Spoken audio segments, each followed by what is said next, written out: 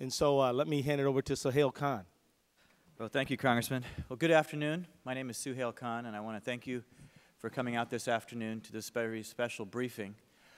This briefing was the product of the work of several individuals who were very excited to take a group of very committed American faith leaders and community leaders from both the Muslim and Jewish communities to the historical sites at Auschwitz in Poland as well as Dachau in Germany.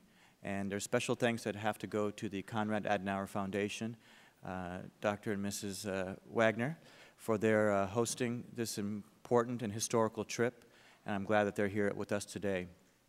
This was something that came about several months ago when Rabbi Jack Bemperad of New Jersey and Marshall Brieger, Professor Marshall Brieger of Catholic University, and I were chatting about how we can bring the important leaders of both the Muslim and Jewish communities together. And we came upon the idea that would be very important for the American Muslim community and American Muslim community leaders, representative of various segments of the American Muslim communities in the United States, to make this important visit. And right away, we had the help and support of Hannah Rosenthal, the President's Special Envoy on Anti-Semitism, and indeed Congressman Keith Ellison, the congressman from Minneapolis. And he was Minnesota, and he was somebody that was instrumental in supporting this trip and really giving us the moral support, along with Hannah Rosenthal, that we needed to continue in really organizing this trip as an important endeavor, and that there would be significance if these Muslim leaders joined with our Jewish American friends, went and paid homage to the tragedy, to witness the tragedy, and then to come back and share their experiences with you. So with that, I want to thank you again for coming this afternoon to this very important briefing. And I want to introduce a very special friend and leader of our country, Congressman Keith Ellison. Congressman Keith Ellison, as you may know, had the honor of being elected as the first ever American Muslim congressman. He took his oath of office on the Quran that was kept in the library of none other than Thomas Jefferson. And though he does not represent the Muslim community per se, but rather the people of Minnesota, the constituents, he has been a leading voice in the American Muslim community on issues that are important to our community, and indeed a leader of the United States for all Americans. And it's my great pleasure to introduce to you Congressman Keith Ellison. Thank you, Suhail, and thank you for bringing us together today.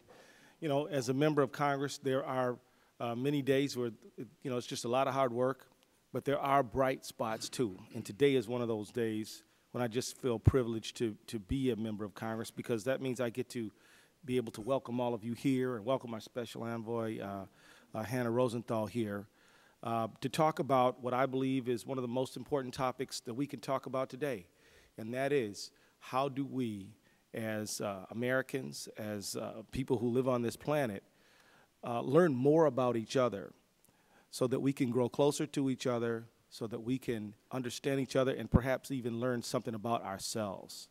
All over this globe, people have an understanding about folks who live right next to them that sometimes is racked with myth, sometimes false information, no information at all is probably the biggest problem. But this trip was an effort, was an important endeavor to bring Americans closer together through information and knowledge and understanding. And so let me thank you, Suhail Khan, for that kind introduction and for organizing this historic interfaith trip to Auschwitz and Dachau. Thank you for all of our panelists and for traveling to Washington, D.C. And thank you, Hannah Rosenthal, Special Envoy to monitor and combat anti-Semitism.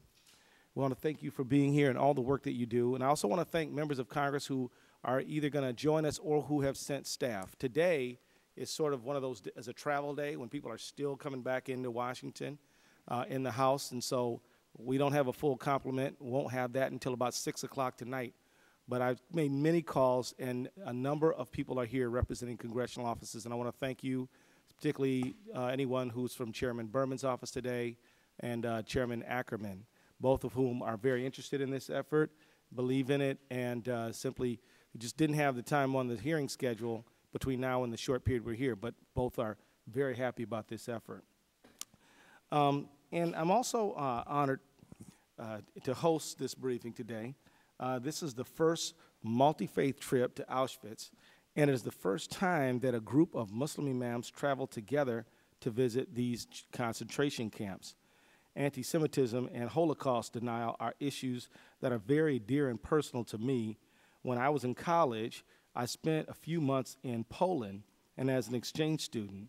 During that visit, I visited many of the former concentration camp sites, including Auschwitz and Dachau. And I was moved by and haunted by what I saw. And it's absolutely true that even at the age of 47, the things that I saw and heard at the age of 21 are with me to this very moment. We must honor those who died, and we must honor those who resisted by remembering what they endured and by pledging ourselves to rooting out that bigotry and by joining their cause to uplift, elevate, and protect human dignity. There is no justification for bigotry of any kind, and we must not forget anti-Semitism is not just a problem of the past. In fact, many anti-Semitic incidents continue to rise, and in 2009, there was a spike in anti-Semitic incidents, something we all have to remain vigilant to stop and to speak out against. So now more than ever, we need to learn from our past so that we do not allow religious hatred to resurface again. I'm honored to welcome our first speaker, who is a leader in working across faith and communities to stamp out hatred. Please join me in welcoming our first speaker, Hannah Rosenthal, who is a special envoy to monitor and combat anti-Semitism. And I think we may have some members of Congress who've joined us. Is that right? Oh, if you don't mind, Special Envoy, we've been joined by Debbie Wasserman Schultz, a good friend, leader from Florida, and a leader in our caucus. And so if you would give us a few words. Please. Thank you very much, Congressman Ellison. It is really a privilege to be able to join you in support and celebration of this historic trip. I made my first trip to Auschwitz as a member of Congress 5 years ago, and it was an incredibly moving experience, particularly as a Jew. But to hear about this trip and the leadership and interfaith cooperation and effort at promoting understanding among our two faiths it fills my heart. It really does. Congressman Ellison and I, upon his election, have become fast and close friends. I'll share a quick story with all of you that he and I both experienced upon our election, which is rare among our colleagues. Both when he and I were elected, we faced, upon taking the oath of office, a decision to put our hands on a text that we perhaps had not been brought up on. In my case, the Tanakh, and the Quran in Congressman Ellison's case. And we both stood proudly and insisted upon making sure that our respective documents were available for us to do that, and faced some criticism and some attack, but making sure that we could promote interfaith understanding and tolerance, and fighting to make sure that bigotry is stamped out in every corner, in every corridor, is an incredibly important thing that we are both committed to. And Special Envoy, it's really a thrill to have you here along with the Imams. And Congressman Ellison, really thank you for your leadership in bringing this briefing together, because it's incredibly important. Anti-Semitism and Islamophobia are absolutely unacceptable, and we need to bond together our two communities, peace-loving, warm-hearted religions, to work together to fight the bigots in both of our communities. So thank you so much. Thank you, Congresswoman. This is a briefing and it's supposed to be formal, so I guess I don't get to clap. I would like to, though. Special Envoy. Thank you, Congressman Ellison. This is a great day. And I know you wanted to join us on the trip, and the election in the primary in Minnesota precluded that. As Special Envoy to monitor and combat anti-Semitism, I had the great special honor of joining the delegation of imams and Muslim leaders to Dachau and Auschwitz last month, I went for a very simple reason. Holocaust denial doesn't just feed anti-Semitism. Holocaust denial is a form of anti-Semitism, and it is growing. Walking underneath the Arbeit macht frei gates at both camps with American Muslim leaders, I knew that it would be, personally to me, an important experience, and I suspected it would be for everyone else who was participating. As a Holocaust survivor's daughter, I would not only be accompanying the imams through their experiences, but they would be accompanying me at my family cemetery, as every single member of my family, except my father, perished in Auschwitz, probably within 3 hours of arriving there. I felt that being with leaders of American Muslim communities could help all of us better understand history's most horrific crime of genocide. An enlightened country's building of efficient killing factories. How could this have come to take place? I also thought it would allow me to learn from them how it is that Holocaust denial can be growing in so many Muslim countries. I got the chance to talk to these leaders about my life, about my father's life, and what I've been seeing as I travel to so many countries around the world. I also got to listen to their perspective of why this is happening, to identify key lessons that need to be taught, and to learn more about how misperceptions and misunderstandings impacted their knowledge of the Holocaust and Jews in general.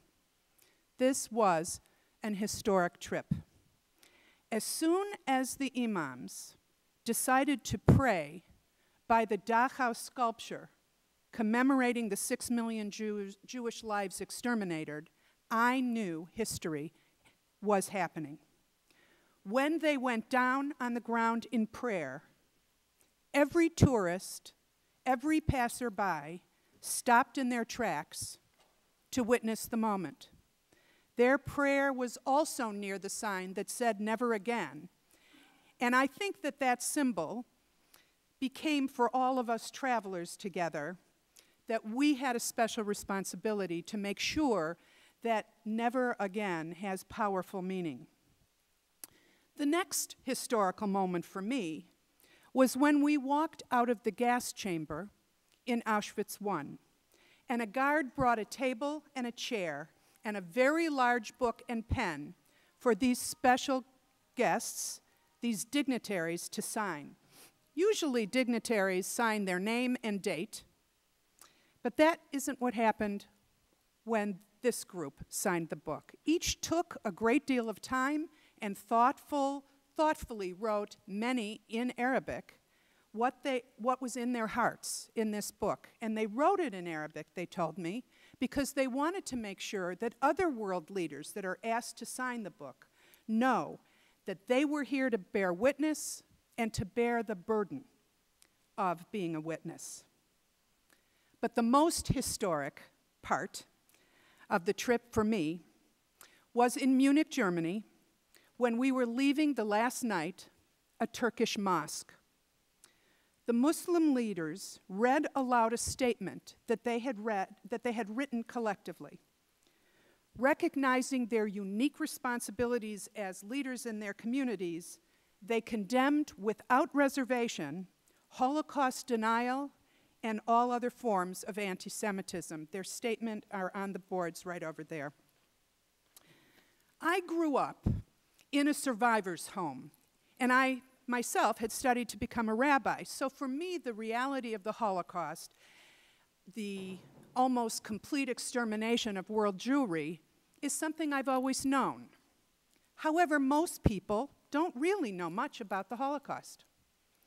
What context it thrived in, how everything that was done was cloaked in legality because laws were passed stripping Jews of their personhood, and how religious and racial anti-Semitism had its foot in Europe for a very long time before the final solution was outlined and implemented by Adolf Hitler. It was clear from questions the imams posed to our guides and the survivors we met with that there was a sincere interest in knowing how could this happen. Horrid violence continues to occur around the world, and hatred, as we unfortunately know, continues to grow daily. But it was clear to all of us that this history is unique because never before and never again since Auschwitz has there ever been the design and construction of a place built to kill people, and entire people, efficiently and effectively. We learned that upon arrival at Auschwitz, a German doctor met the people just transported, and with a hand gesture, sent 90% immediately to the gas chambers and crematory, and 10% were to be worked to near death and then exterminated. I know of no man or woman of conscience that can walk out of the camps the same person he or she was walking into the camps. But how can one really comprehend the enormity of Auschwitz, of the crematory, of seeing ashes and bone parts still there after 65 years? Most of us had our own catharsis at Auschwitz, in the room full of hair that Auschwitz sold to a company to make cloth, in a room full of children's shoes, in a room full of suitcases, each with a name in the murdered owner's handwriting, or in the room full of prayer shawls, showing the cultural and religious resistance the people in the camps participated in. After meeting with survivors, it became clear to all the participants that combating Holocaust denial is not just a matter of defending historical truth, but a demand for conscience and an urgent necessity. Both survivors and liberators are quite old and will not be with us forever. We realized we had the responsibility to not only bear witness, but we also bear the burden to continue to recount the history and the unspeakable hell to which hundreds, thousands, millions were killed, to which hatred leads, and to ensure never again has a meaning for all peoples in our own time and for generations to come. So how do we translate this historic trip and the profound statement and make sure its lessons continue to be articulated and taught? There are several next steps already planned. This briefing is so helpful to that end, and I want to thank Congressman Ellison for organizing it and for all of you for coming. Earlier today, we all were at the Holocaust Memorial Museum. We viewed the important exhibit there of the Protocols of the Elders of Zion, the 19th century forgery that claims that Jews are conspiring to take over the world. The protocols are still being taught in several countries, and one of the imams on the trip had been taught it as truth. We have discussed how devastatingly harmful the Protocols of the Elders of Zion have been, and we plan to address that in a national meeting of ISNA, the Islamic Society of North America. We're preparing exchanges where imams will speak to Jewish groups and Jews will speak to Muslim groups. We are all scheduled to give speeches planned in various locations here and abroad, and many of us have also talked about bringing young people in your communities to walk the same path that the delegation made. We in the State Department have shown a film about Muslims saving Jews during the Holocaust in Northern Africa. It was called Among the Righteous, and next Monday we will be showing the movie called Bessa, which is about Albania, where every single Albanian Jew was saved by Muslim families. I will continue to focus on Holocaust denial from my position in the State Department, And I will continue to work with groups to condemn the denial of the Holocaust and to condemn anti-Semitism wherever it rears its ugly head. I plan to attend a conference on Holocaust denial in Ireland in November.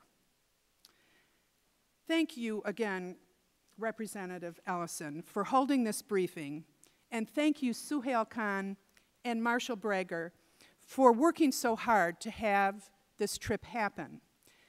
But most of all, I want to thank the Konrad Adenauer Foundation for understanding the importance of this trip, for funding it, and providing leadership in addressing this horrific chapter in history. Thank you, Hannah. And now we're going to see a brief film. So let's cue it up.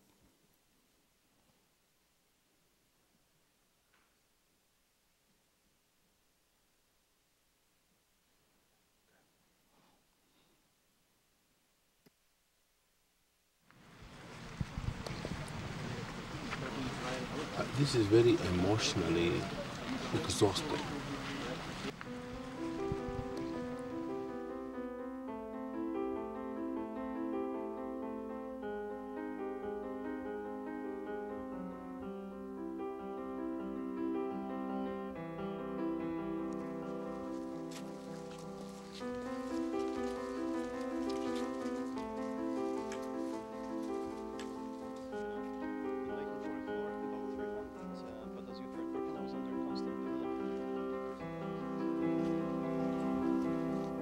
And they're the leadership in the United States. They represent a lot of people.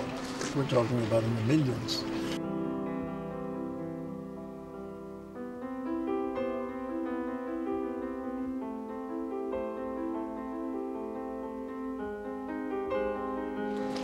Now it's an appropriate time for us to simply say a silent prayer. Now, we didn't get people to come here who were lovers of Jews or who were very pro-Jewish. We got people who were really representative of the Muslim community, who had been under great pressure from their community to, you know, say, well, did it really happen? Or maybe they're exaggerating. It's all a Jewish plot. You see, all this was constructed by the Jews to deceive mankind. Well, you can't come here and have that attitude, you see. Do you want to get closer? Yes. I think this is the beginning. This is the first time that leading American Muslims have come as a group to see for themselves so they can then report and in particular reject statements of denial of the Holocaust. The wider project is really to get the Muslim community to really start acknowledging certain facts about Jewish history and certain facts about how Jews have been treated and how the Holocaust took place. It's very important that you walk in a place where people lost their life. It is not somebody telling you, but you actually walk the walk of the people. You walk in the land. You've seen the place where people have been burned. You see the ashes of people. This is just so moving that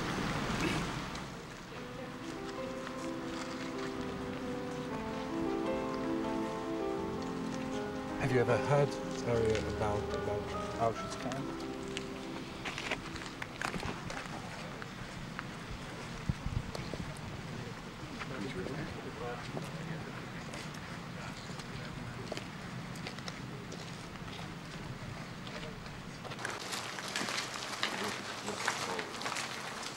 Where's Dr. Ratner?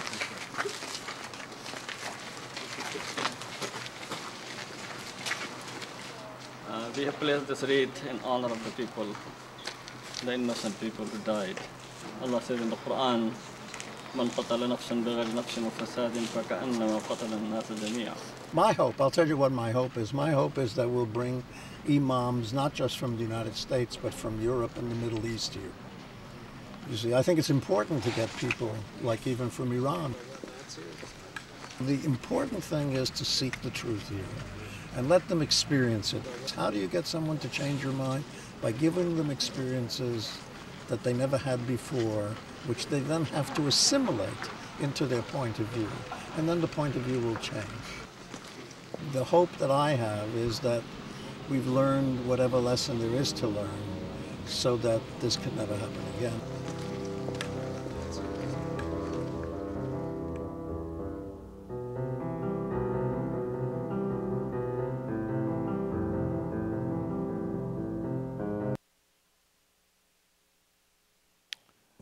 Thank you for that film.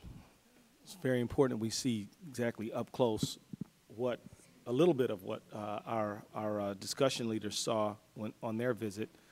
Let me introduce Imam Muhamad Majid. Imam Majid is the Imam of the All Dulles Area Muslim Society and is the Vice President of the Islamic Society of North America. Of course, I could read you a 2-page bio, but in the interest of time, I'll just turn it right over to Imam Majid. Thank you, Imam.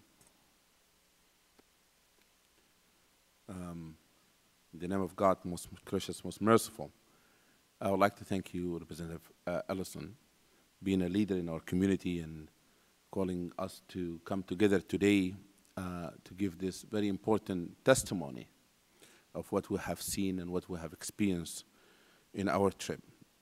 I would like to say that I was committed before even I left to respond to denial of Holocaust.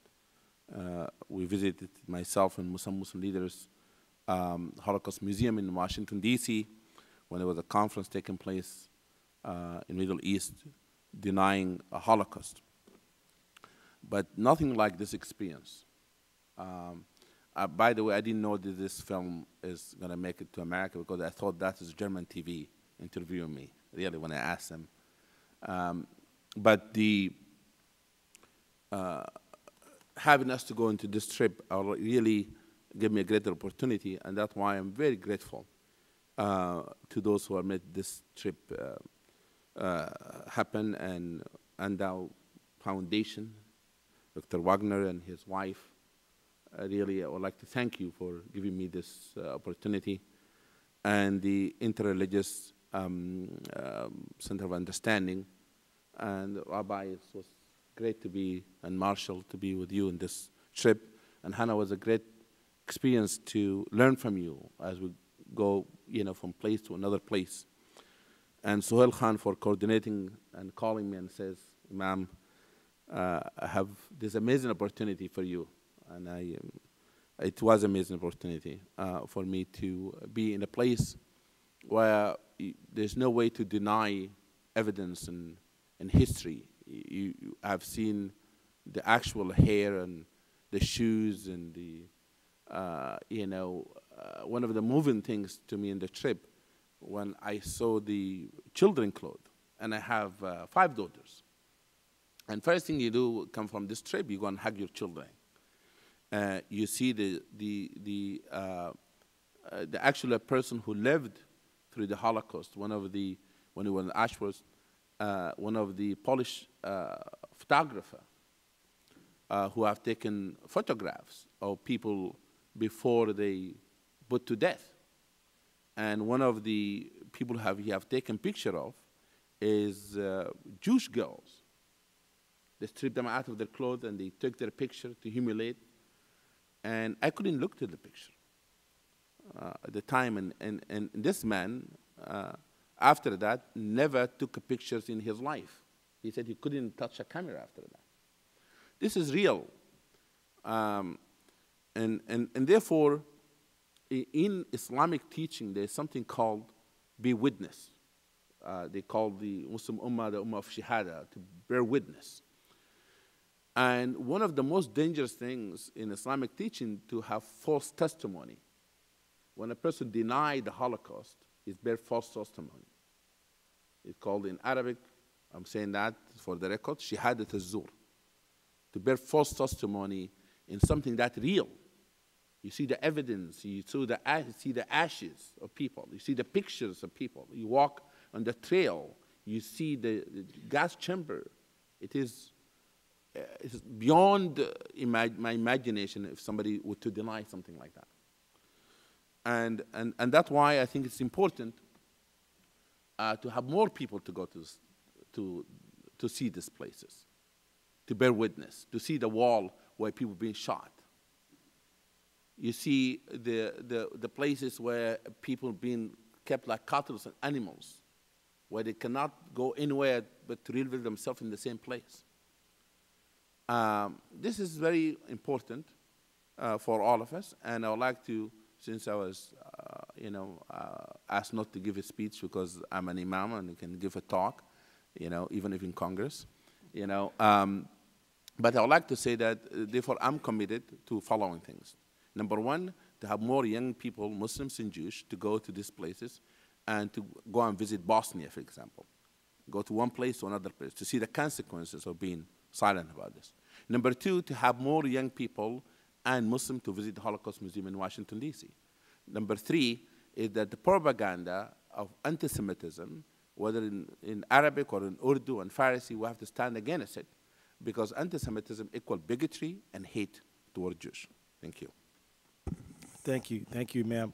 Our next speaker is Laila Muhamad, and she is the daughter of the late activist Imam W.D. Muhammad of Chicago, and is a highly respected community activist in her own right. And I would note that due to time constraints, we got about 3 minutes for each speaker. So thank you for staying within the timeline, Imam, and let me hand it over to Ms. Muhammad. Thank you. Thank you, Congressman Ellison. With God's name, the merciful benefactor, the merciful redeemer. Peace be unto you. Assalamu alaikum. Good afternoon. In like of the time, I'm just going to briefly comment on one of the experiences I had that touched me and that continues to play back in my mind. And that is, as the Imam said, when we saw the exhibit of the children's clothes. I can remember as we walked through the camp, I felt touched. But when I came upon all of those children's shoes, infants, toddlers, little boys, little girls, I began to feel a personal attachment. I have 3 children, but I have 7 granddaughters. And I started thinking about them. Then as we moved further into the exhibit, there were crocheted or perhaps knitted items. I have crocheted items, and it takes a while to make a sweater. And I've crocheted them for my granddaughters, I've crocheted them for my nieces and nephews, and I just began to really connect and think that someone's mother, someone's aunt, someone's friend took the time and made this. And then a little child had this on and was led to its death. And at that moment, I just changed. I wasn't the same because I had made a personal connection.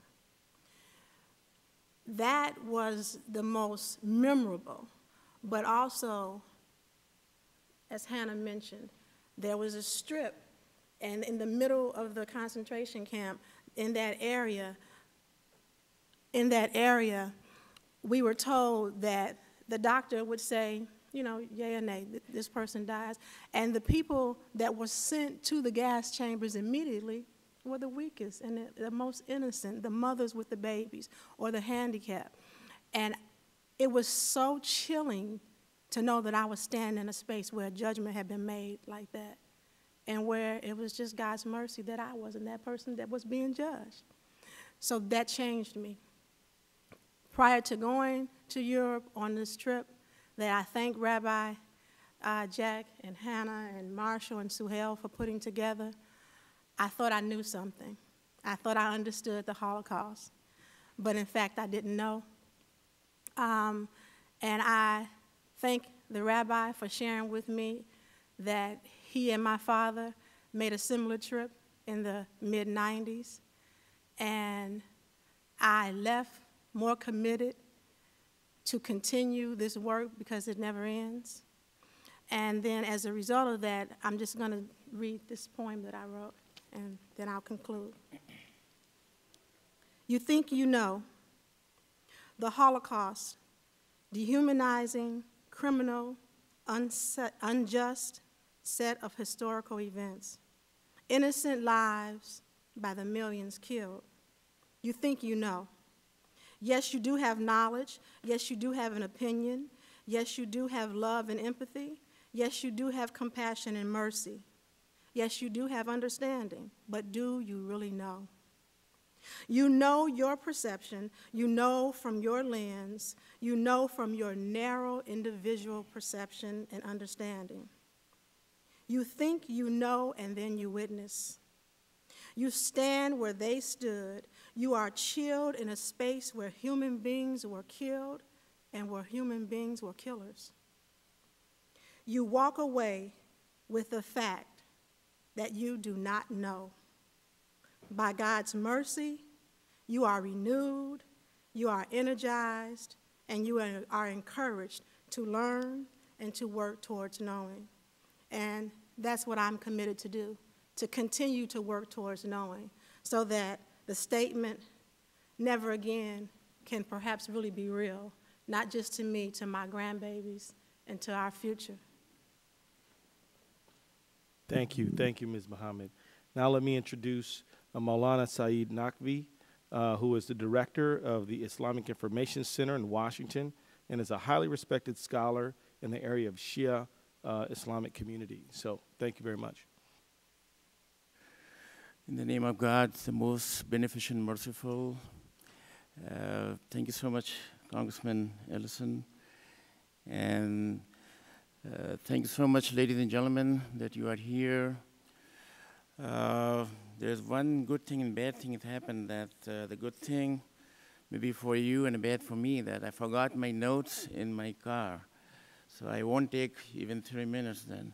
But the bad thing is for me that, but let me just tell you, besides this, that the things that we have witnessed, I don't think so we need notes that, because at least I cannot forget forever the scenes, I mean, when the people are brought and they are given the hope and you are going to be taken for a shower, and when they go there and they are burned with the gases. I mean, these are the things that I cannot express in words. Even if I have my notes here, I cannot express that. And that's the reason that when somebody asked me to say a few words and to give an interview, I said I cannot say those things. That what I have seen there, that the kids, the older folks, the young and the old and the children and the women and the men and all these things. I mean, it's beyond expression, that, to be honest with you, that until you don't go and see for yourself that what I'm trying to say, then you can feel that what is this that is known as Holocaust, or this, the amount of oppression and the ruthlessness that I have seen there. It's beyond expression, brothers and sisters. Now, how and why it is there so much hatred and things like that, you know, something that the book of Islam, the Quran says that يَا أَيُّهَا النَّاسِ إِنَّا خَلَقْنَاكُم مِّن ذَكَرٍ وَأُنثَىٰ وَجَعَلْنَاكُمْ شُعُوبًا وَقَبَائِلَ. Let me, to save the time, to say it in English, that God is saying, oh, human being, the entire human being, not Muslim, Jews, or Hindus, or Buddhists, or anyone. I've created you as one collective community, that from one male and one female, and distributed you in clans and tribes. And the reason is that you can come closer and develop that love and concern for each other and know each other. The biggest problem of today, or that time, or the world before, is the fear of the unknown. And today also it's playing a havoc among the entire human race, because we don't know each other, and that's why we are afraid of each other. And that is because all this bigotry and hatred and things like that. So, but at the same time, it says in other words, in the chapter, it says that kuntum khayra ummatin ukhrijat linnas ta'muruna bil ma'ruf. What it's saying, the Quran is saying that you are the best group. And here, in this thing that we are here, This is the group that they hate, the organizers, they have organized this group, the people who went there.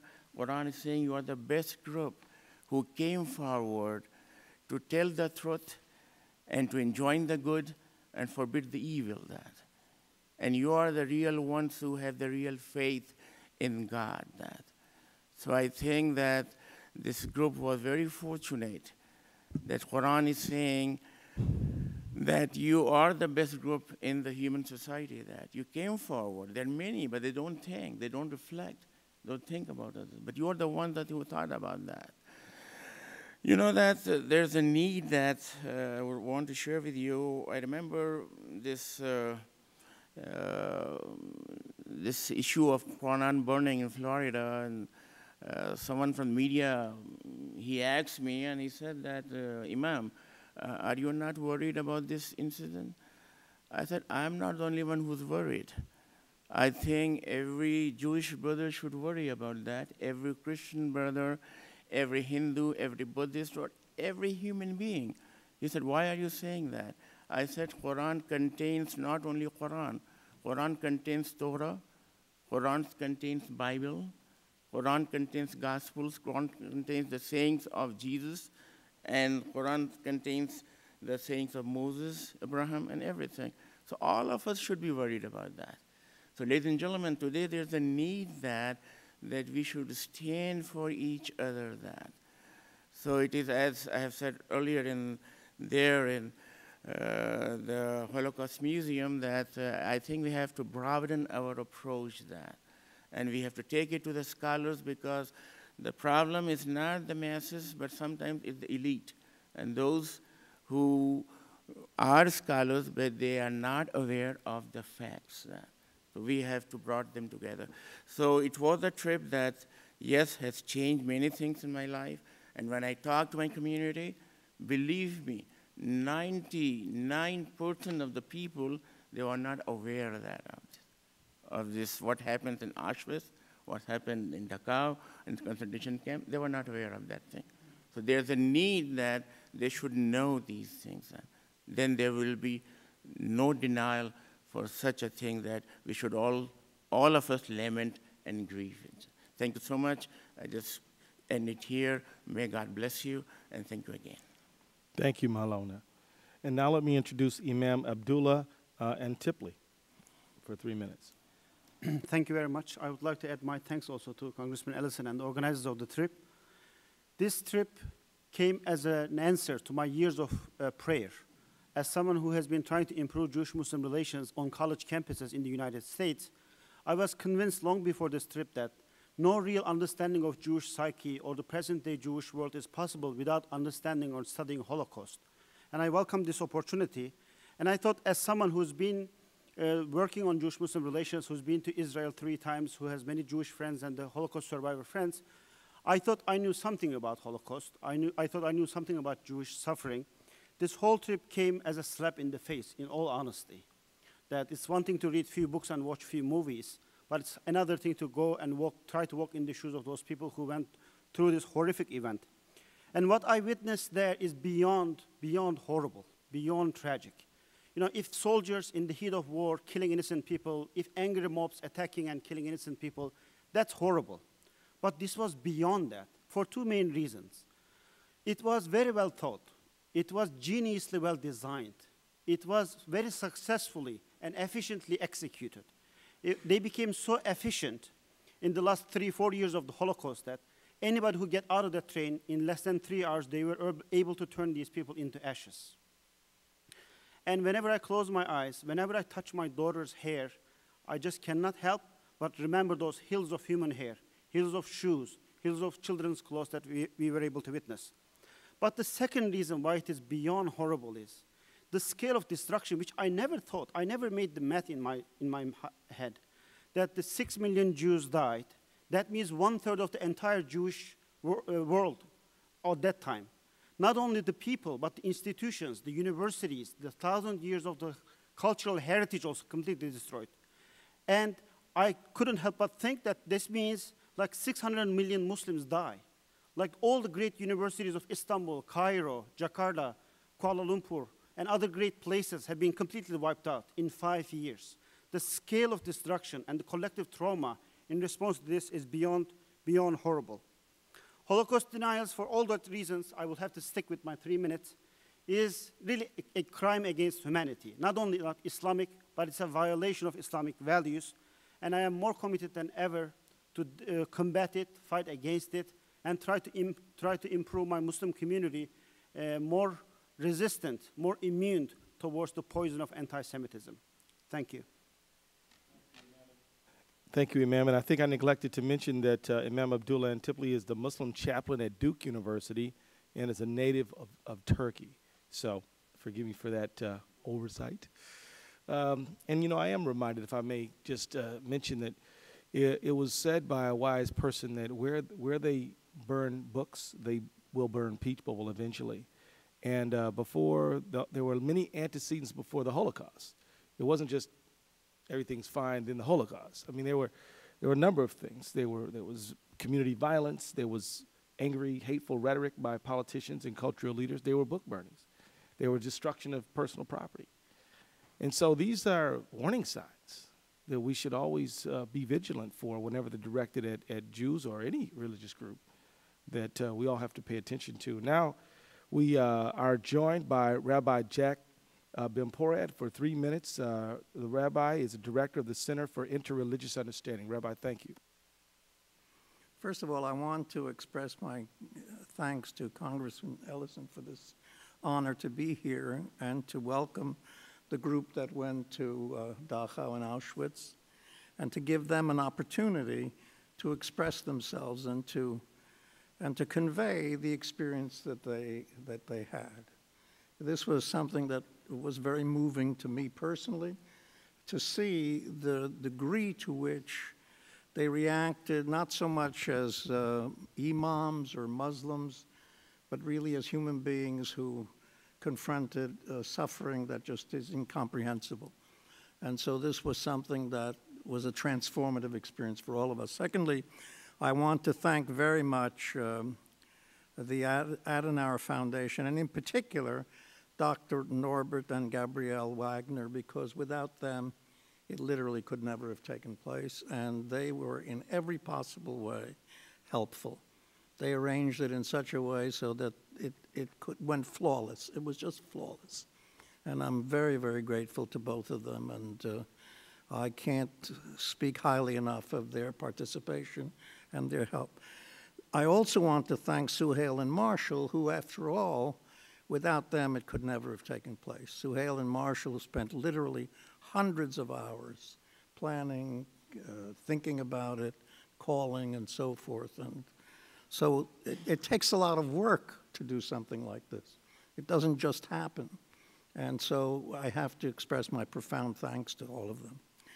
The idea really came up largely as a result of Suhail, Marshall, and my going to Israel, largely to see how we could get Muslims, Christians, and Jews to work together. That was the original impetus in May.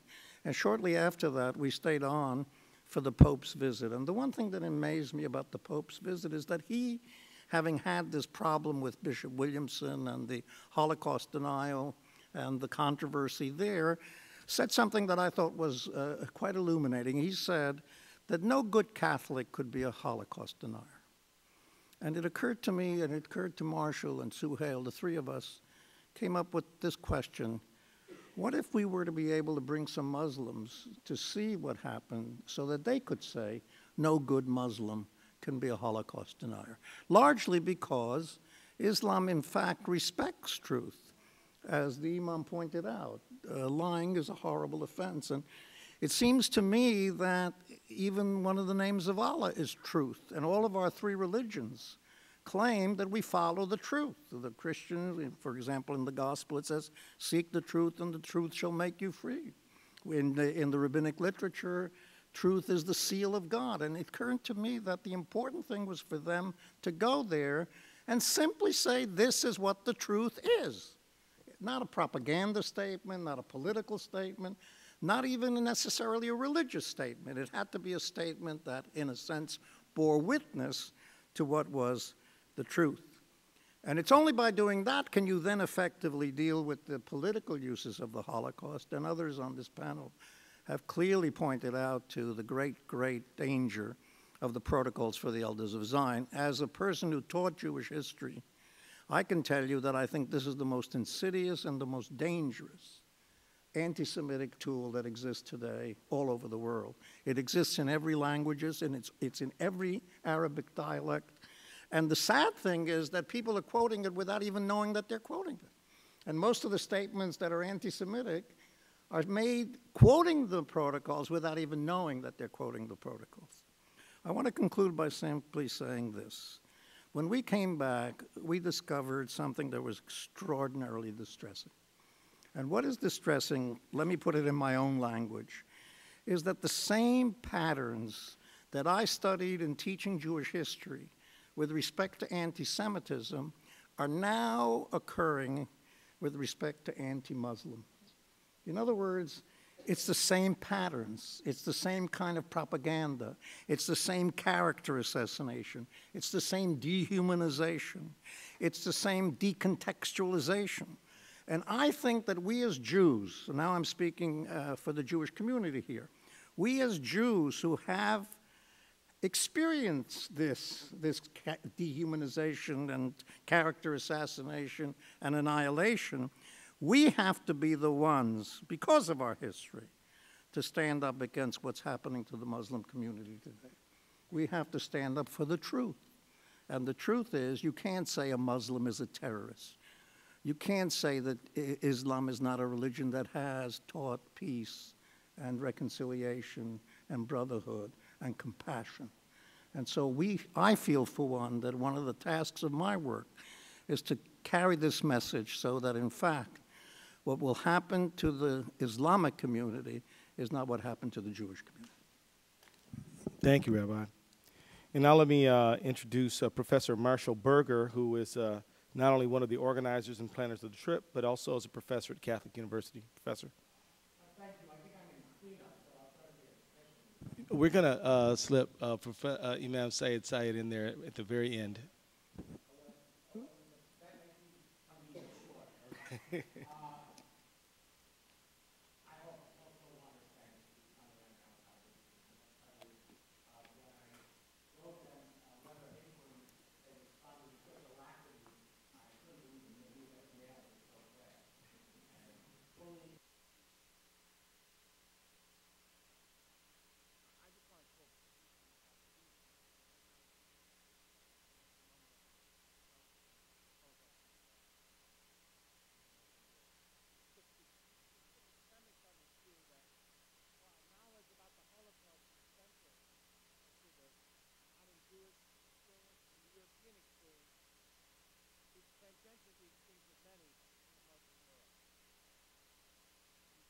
Tangential.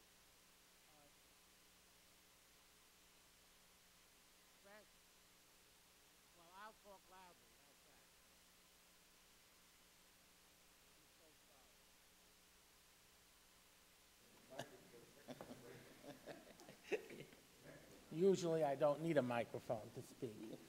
I was saying that the trip was premised on the view that while knowledge about the Holocaust is central to both the modern Jewish and modern European experience, it's tangential to the experience of most Muslims. Indeed, we found this to be true from what many of the imams told us.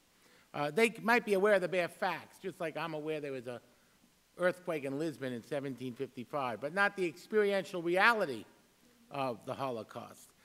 And it was felt that taking the imams on this trip would provide them with the knowledge and with the experiential reality to speak authoritatively to other Muslims about the truth of the Holocaust.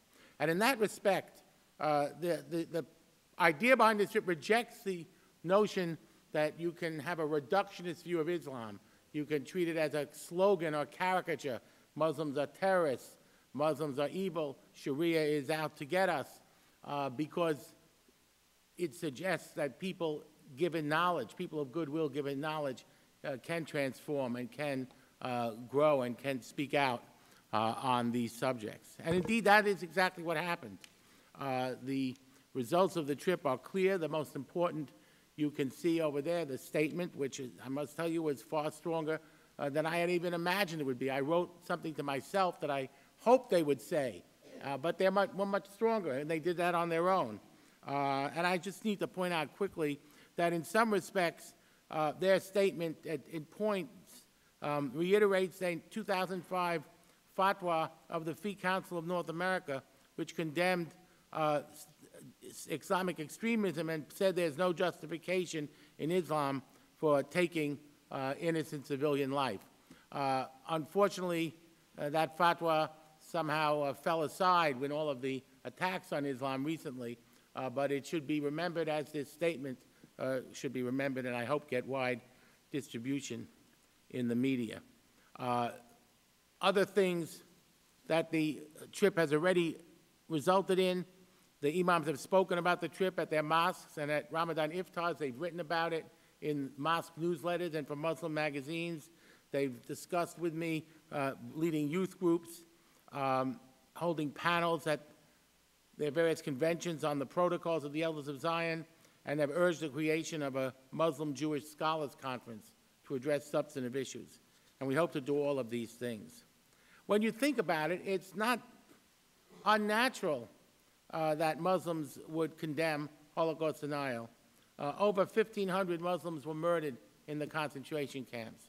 There's a plaque in Dachau commemorating an Indian Muslim woman who was murdered there and indeed was given later the George Cross by the British, their leading award for gallantry. We know that Muslims saved Jews. Robert Satloff, in his important book, Among the Righteous, and a movie resulting from that, has done a lot of work to show Muslims who've saved Jews at risk to themselves. And we know, of course, the example of Albania, Special Envoy Rosenthal referred to it, where there were more Jews at the end of World War II than at the beginning, and not one single Jew was handed over to the Nazis, even though that country was under occupation.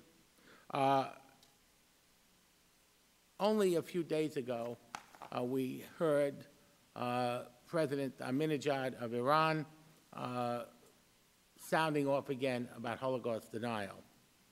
Now, we're never going to change his mind, no matter how many facts we provide him with.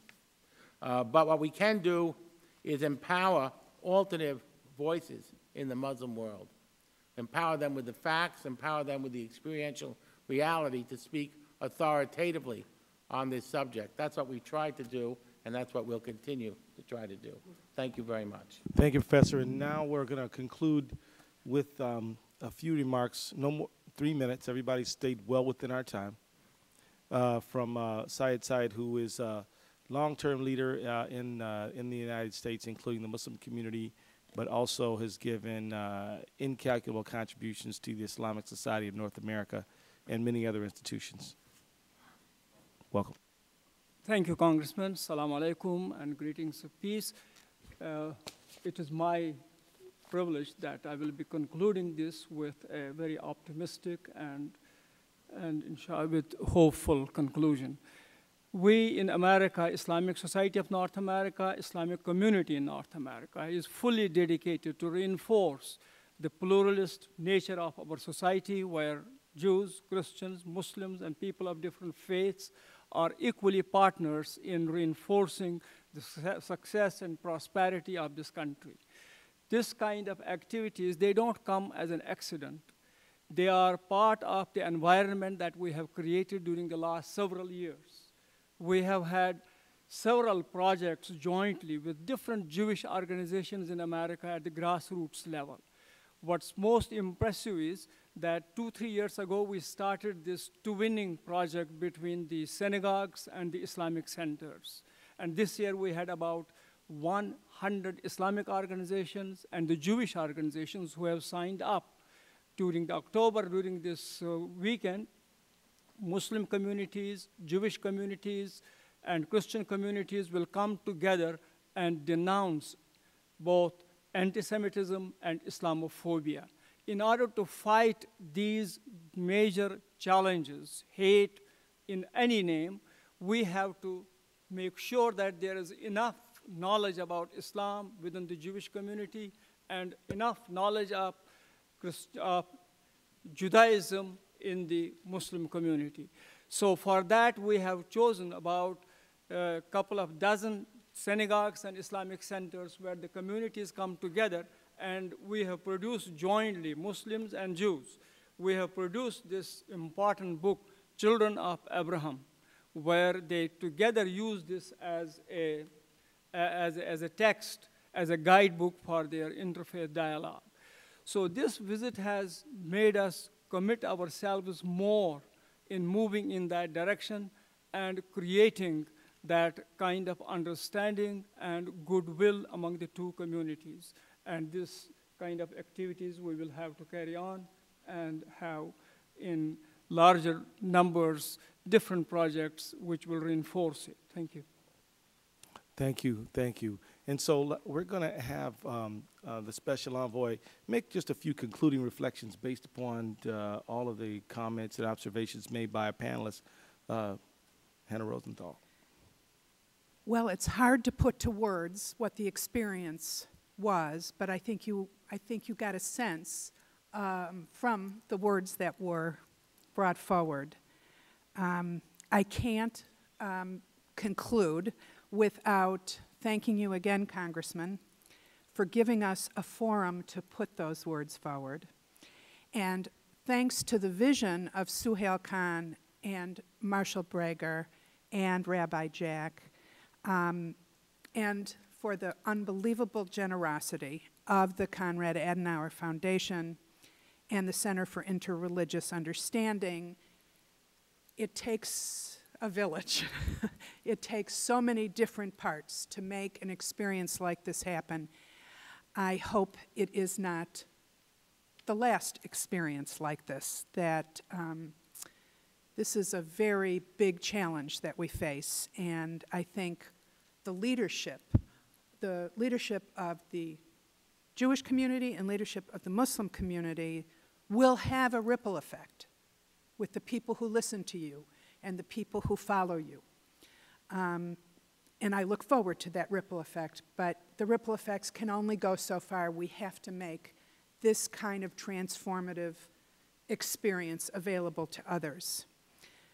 I think that it's really important to note that we all experienced this and came away with the particular information, the particular values and challenges that the Holocaust represents, but the universal lessons that must come out of it. And I think you all touched on that, and it becomes a call to action for all of us. I came away from this experience with new relationships for life, and for that I am very grateful. I look forward to continuing this conversation and together working to fight all forms of intolerance and promoting methods and strategies for tolerance, and that we all recommit ourselves to spending each day trying to move the needle a little bit in this fractured world. Thank you.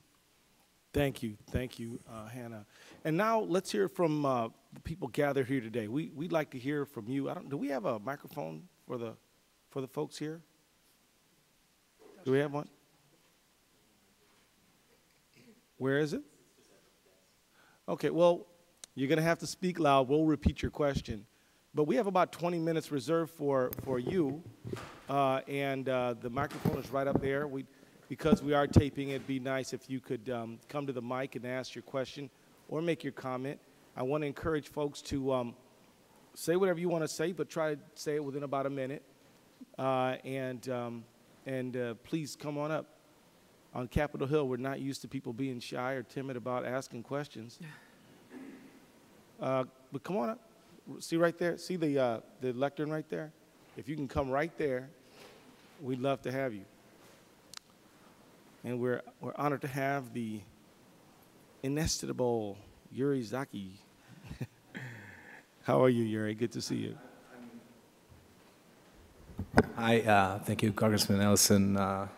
As always, you lead so important initiatives, and thank you all, Special Envoy Rosenthal and the respectful imams and rabbis. And I was just sitting here, you know, I'm from Israel, and I recently moved here to represent B'Tselem, the Israeli human rights organization. But as an Israeli, as a Jew, as a third generation to Holocaust survivors, my grandmother lost all of her family. She and her young brother, who's my second name is Tzvi, I'm named after him, dug their own graves, and somehow she was able to survive with a bullet in her hand, in her head. He, of course, died, and she fled throughout the forests and barns of then Poland, now Ukraine. So for me, it's a very living memory. On the other hand, my father is from Egypt, so I also know the background of Muslim countries, and in which Jews were treated, by the way, much better than in Europe. But as an Israeli, which is my, I would say, an Israeli Jew, my dominant identity, I want to say that it's an amazing experience to listen to you. And I was just thinking, you know, we should have more than that also in Israel. You know, politics kind of intervenes with history, and it's very complicated, of course. But I think, you know, talking, listening to one another, listening to the history, and of course, I think I don't remember your name, but you were talking about Abdul, you were talking about the psyche of the Jewish people, and Israelis are included. I think you're so right. I think there's nothing to compare with Holocaust, but Holocaust should not be a lesson to Jews, but rather you know, a lesson to human beings altogether, and also to Jews. And we must build together a future drawn from this history. Thank you. Good point. If I may point out, you know, that one of the barriers to a political dialogue, and I don't really want to encourage a political conversation here today, that's not what we're doing, but one of the barriers to it is that there can be a lack of empathy. If you can slip on another person's shoes, you can begin a conversation which could lead to a political conversation and a negotiation, discussion, dialogue, which could be mutually beneficial. But if you can't even arrive at a point of empathy, then, you know, all you do is focus on what you've gone through and never look at what the other person ever went through. So this is, I think that trips like this are an important precursor to all kinds of discussions. So I know Yuri's not the only one. We could line up. You guys can line up right there and go one right after another. We encourage you to do so. I'm shocked. Okay, well, let's have our panel discuss. And does anybody have any other remarks they want to offer right now? And by the way, if anybody does get inspired to make a comment or ask a question, please come right on up. I'll recognize you right away. Yeah. I just would like to I'd like to share another experience that was very impactful to me, and that was when the survivor spoke to us. He was the photographer that had gone through, as there are no words for what he went through. But he started out talking to us and telling us about his life before the concentration camp. And he was so happy, and he kept saying, I was a handsome young man, and I had lots of ladies, and he was very happy. And then he began to tell us his experience at the concentration camp. And I myself, I found my body just reacting. And at one point, I held myself as if I was in pain, because the stories that he told us that he had to take pictures of, especially with the experiments on sterilization. I mean, just unbelievable stories. And he spoke, and you could see the pain, but he was very he was very serious in his presentation. And that graduated from that very happy spirit that started out. And I can't really say how long it took for him to explain, but it felt like it was forever. I started tiring, but then I wanted to muster the energy to continue to listen. And so this was the experience. But then this was the beautiful part. And the reason I'm mentioning this is because we are all people of faith. And this is God's mercy to us as human beings. He started out this innocent person, just as all of us start out in life as an innocent human. Then these situations caused him to be molded and to respond, because he said that at one point he even cursed his mother for having him, and he cursed God. So he went through this transition, yes. And then at the end, he began to tell us about his life after the Holocaust. And that was the mercy. He then was very happy. And he showed how you could go from one step to the next, and you could come out as peaceful and as joyful as you began. And I think it's because of that transformation that he then had the moral courage to tell his story. And I'd just like to share that's what we have to do. We have to try to have moral courage to tell what is painful to us. Thank you. Thank you. We have a young lady who has a question. Hi. Sorry, I'm not used to public speaking, so I'm kind of nervous. We're all with you. I kind of have a two-part question, I guess, or two separate questions, one for the imams and one for, the State Department and the rabbi. For the imams, how do you propose, you said that most of you have previously denied the Holocaust. How do you propose? I don't think they said. Or you've heard about Holocaust denial in the Muslim community. Yeah.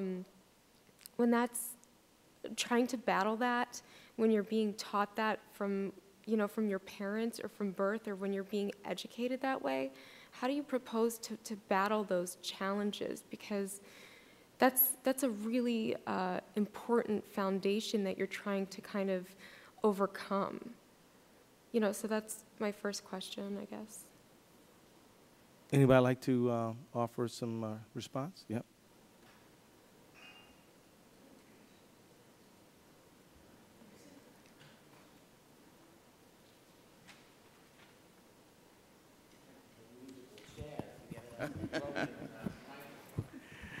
Just to be in brief of what you are saying, I think I want to make a clarification. It's not much about denial in the Muslim community. I think it's ignorance.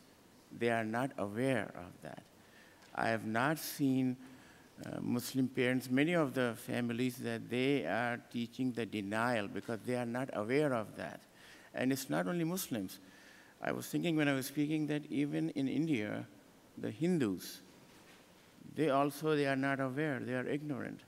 So they are denying because they don't know much about that. It's not only the Muslims, even the Hindus in India, so I'm from India. So the problem is this, that we need more interaction, we need a process of education to educate the world that. I think this will go down, the percentage of those people who, they are ignorant, in fact, but I don't think that they are in denial. If I...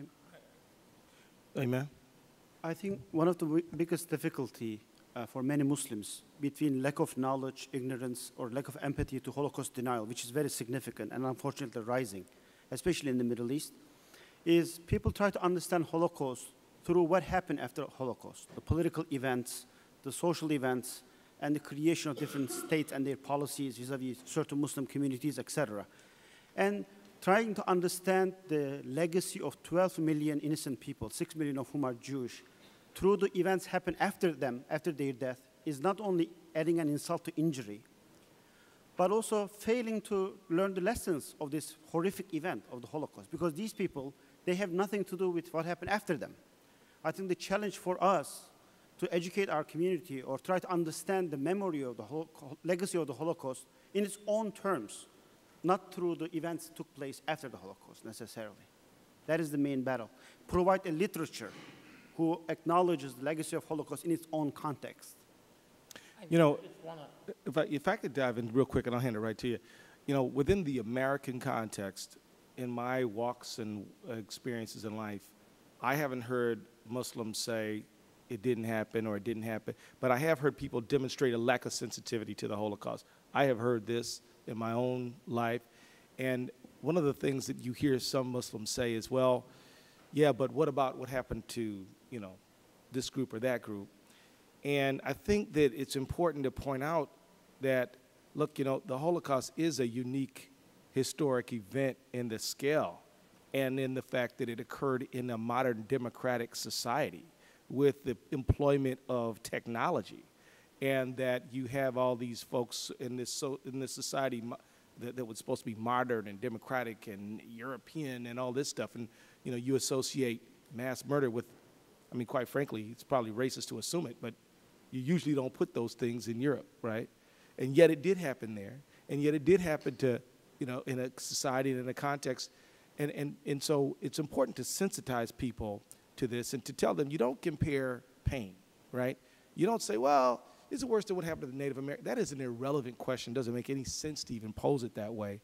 It is a singular, unique event that occurred, and it offers not only lessons for us in the modern time, but requires our deep sensitivity, humility, and a collective ask for forgiveness, in my opinion. So these are the things that I've heard within the Muslim community. I have heard Holocaust denial outside the Muslim community, and in fact, when I was a state legislator, there's also partial Holocaust denial. I had somebody said, yeah, well, the murder happened to Jews and Gypsies, but it didn't happen to homosexuals. And a woman named Hinda Kiebert, who was a Holocaust survivor who's since died in the last few years, came to a committee hearing and said, yes, I was there, I was in the camps, and I saw those pink triangles. And so it does take on different elements, and people, sometimes they outright deny, sometimes they diminish, sometimes there's a lack of sensitivity and sort of like a decontextualization, I think, how to use that term. But it's something that we all need to be on guard for, because once you are insensitive to the suffering of people, you begin to tolerate inhumanity against people within the modern moment. No, I just wanted to say that, well, I certainly don't want to understate the problem. I don't think you should overstate it either. The notion of that Holocaust is endemic in the Muslim world is also part of this reductionism and caricature of Islam. There's been a spate of books by historians about the relationship between the Muslim world and the Second World War and Nazi Germany that have come out in recent years. Most of them, I have to add, by people who have no recourse to they can't read Arabic, so you'll have to wonder. But when you really think through what they're saying, it's less than meets the eye. I mean, they attacked, for example, the Mufti of Jerusalem, who was a very odious person and was a virulent anti-Semite, and he escaped from Mandate Palestine and wound his way to Germany, where he wanted to insinuate himself to get his Mercedes-Benz and live well, and so he did so by promoting anti-Semitism. But the notion that some people have suggested that the Nazis, he impacted on the Nazis, that he, you know, the fact that he met with Himmler, and then Himmler the following week had the Wannsee conference, it's risible to suggest that they had any connection. The Nazis didn't need any encouragement from the Mufti. And similarly, it's also problematic what impact he had on the Muslim world. I mean, he may have said, oh, let's have a jihad, but the number of people who rose to his command were paltry, really. So I think you can overstate this connection of Islam and Holocaust denial, or Islam and promoting the final solution, although I certainly wouldn't want to ignore it. No, we don't want to overstate it, but I don't want to understate it. As sitting in the State Department, we are required by Congress to every year produce reports. One is the Human Rights Report, and the other is the Religious Freedom Report. And we have our 192 posts around the world report to us what's going on. In addition to that, we consult with many non-governmental organizations around the world to make these reports. And these reports are very well read online. You don't want to read them on paper because they're 7,000 pages long. But they're gold standard on gathering information. So I don't want to overstate, but I don't want to understate the fact that I have at the State Department tapes of of leading clerics in Egypt and in Saudi Arabia that have huge followings that do two different things. One is deny the Holocaust happened, and the other is glorify the Holocaust and say it wasn't finished. Now, I don't want to overstate that, but people watch television, they get their news from their religious leaders, and that is the message to tens of millions of people. But it isn't just in the Muslim community. When I was in Krakow, on behalf of the President Obama, to go on the 65th anniversary of the liberation of Auschwitz, it was a bishop in Krakow that said the Holocaust is an invention of the Jews. The reason it keeps getting legs is Jews controlled the media. That's part of the protocols of the Elders of Zion. Jews control the media. And so I don't want to understate the fact that ignorance and a lack of knowledge stands for some of it.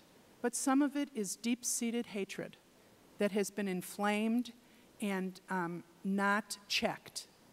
And that is why I think that the message of this trip and the efforts so many of the participants on the trip make is so important, because sometimes the message is the most important thing, and sometimes it's the messenger.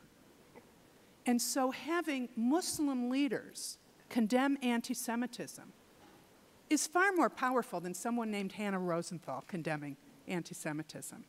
And it is why I, as the Special Envoy on Anti-Semitism, often make statements that are condemning Islamophobia, because I think it is important, not just the message, but the messenger be someone who is not the expected voice. And that was some of the beauty of this trip. That's great. I think Imam Majid is probably going to have the last word because we're running low on time. But Imam? I would like to say that only Muslim leaders and Muslim scholars can have the credibility to respond to those other Muslim preachers who deny Holocaust. And that's why I think it's important for me and my fellow Imams, and those whom I ever listen to this message, is to speak loudly against denial of Holocaust. But I would like to suggest the following.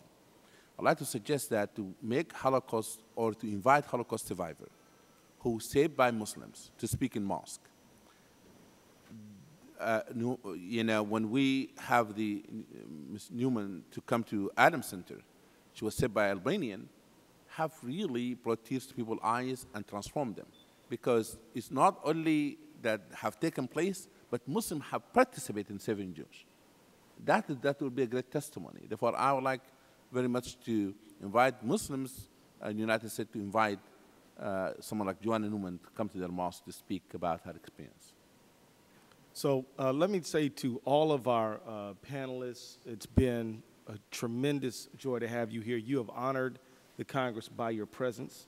We have a lot more work to do on this. I want to offer you my personal commitment.